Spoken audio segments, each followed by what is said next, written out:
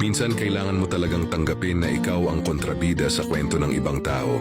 Hindi dahil masama ka, kundi dahil hindi nila kayang tanggapin na hindi ka nagpapakumbaba para lang mapasaya sila. Okay lang na hindi sila bilib sa'yo. Mas okay pa nga yun kaysa purihin ka ng marami pero alam mong peke ka naman. Mas marangal ang tahimik na may prinsipyo kaysa maingay na walang laman. Hayaan mo silang malitin ka, husgahan ka, gawing masama sa isip nila. Hindi mo responsibilidad ang opinyon ng mga taong hindi naman kilala ang buong pagkatao mo.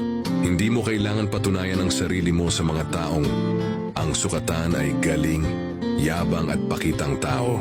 Sa dulo ng araw ang mahalaga, wala kang inaapakan, wala kang sinasaktan, at hindi mo kailangang magkunwari para lang tanggapin ka. At kung may pagkukulang man ako, handa akong aminin at ayusin. Pero hindi ako yuyuko sa kasinungalingan para lang maging katanggap-tanggap. Hindi ako perpekto. May mga pagkakataong nagkakamali rin ako.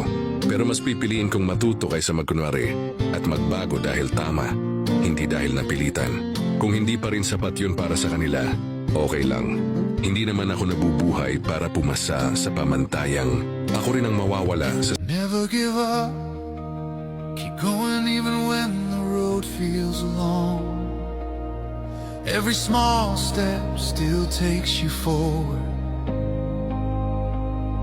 The path may twist, but it still leads on.